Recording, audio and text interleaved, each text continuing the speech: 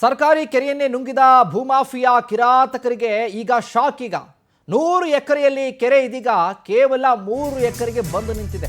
ಬಬ್ಬಬ್ಬಬ್ಬ 100 ಎಕರೆ ಕೆರೆ ಈಗಿರೋದು ಕೇವಲ 3 ಎಕರೆ. ಸರೋಯ್ತು ಬಿಡಿ, 103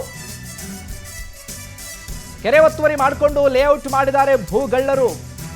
ಬೇರೆ ಯಾವುದು ಜಾಗ ಸಿಕ್ಕಿಲ್ಲ ಇವ್ರಿಗೆ. ಯಾದಗಿರಿ ತಾಲೂಕಿನ ಚಾಮನಹಳ್ಳಿ ಗ್ರಾಮದ ಸರ್ಕಾರಿ ಕೆರೆಯ ಒತ್ತುವರಿ ಆಗಿದೆ.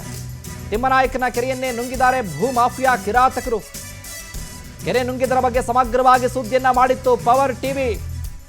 ಪವರ್ ಟಿವಿಯ ಸುದ್ದಿ ಆಧರಿಸಿ ಜಿಲ್ಲಾಧಿಕಾರಿಗಳಿಗೆ ಪತ್ರ ಬರೆದಿದ್ರು ಸಿಇಒ. ಇದು ಪವರ್ ಟಿವಿ ವರದಿಯ ಮತ್ತೊಂದು ಬಿಗ್ ಇಂಪ್ಯಾಕ್ಟ್ ಸ್ಟೋರಿ. ಒತ್ತುವರಿ ಹಿಂದೆ ದೊಡ್ಡ ದೊಡ್ಡ ತಿಮಿಂಗ್ಲಗಳು ಬಲೆಗೆ ಬೀಳೋ ಸಾಧ್ಯತೆ ಇದೆ. ಕೂಲಂಕುಷವಾಗಿ ಸರ್ವೆ ಮಾಡೋದಕ್ಕೆ ಯಾದಗಿರಿ ಜಿಲ್ಲಾಡಳಿತ ಸೂಚನೆ ಕೊಟ್ಟಿದೆ. ಸರ್ಕಾರಿ ಕೆರೆಯನ್ನೇ ನುಂಗಿದ್ದಾರಲ್ಲ ಭೂಮಾಫಿಯಾ ಕಿರಾತಕರು, ಇವರೆಲ್ಲರಿಗೂ ಕೂಡ ಶಾಕ್. ಈಗ ಇದು ಪವರ್ ಟಿವಿಯ ಮತ್ತೊಂದು ಬಿಗ್ ಇಂಪ್ಯಾಕ್ಟ್ ಸ್ಟೋರಿ. ಇದೇ ವಿಚಾರಕ್ಕೆ ಸಂಬಂಧಪಟ್ಟಂತೆ ಸುದ್ದಿಯನ್ನ ಪ್ರಸಾರ ಮಾಡಿದ್ವಿ ಪವರ್ ಟಿವಿ.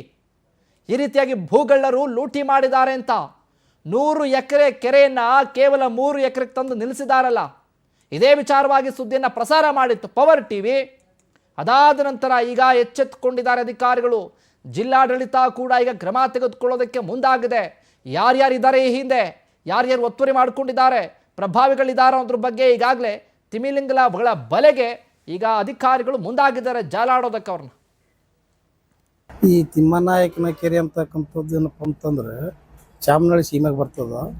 ಸುಮಾರು 72-74 ಹೆಕ್ಟೇರ್ ಭೂಮಿಯಲ್ಲಿ ಸುಮಾರು 5 ಸರ್ವೆ ನಂಬರ್ಗಳು ಒಳಗೊಂಡು ಆ ಕೆರೆ ಏನಪ್ಪ ನಿರ್ಮಾಣ ಆಗ್ಯದ.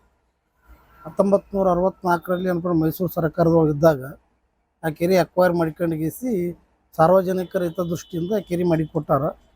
ಆ ಕೆರೆ ತಳಗೆ ಸುಮಾರು ಒಂದು 200-250 ಹೆಕ್ಟೇರ್ ಭೂಮಿಗಳೇನಪ್ಪ ಅಂದ್ರೆ ದಲಿತರು ಅವ ಎಲ್ಲ. ಮತ್ತು ಹಿಂದುಳಿದ ಜಾತಿಗಳೂ ಅಲ್ಲಿ ಅವ್ರು ಎಲ್ಲರೂ ಏನಪ್ಪ ಅಂತಂದ್ರೆ ಅದರ ಮೇಲೆ ಜೀವನ ಮಾಡಿಕೊಂಡೇಸಿ ಏನಪ್ಪ ಅಂದ್ರೆ ಬದುಕ್ತಕ್ಕಂಥ ಸಂದರ್ಭಗಳವ.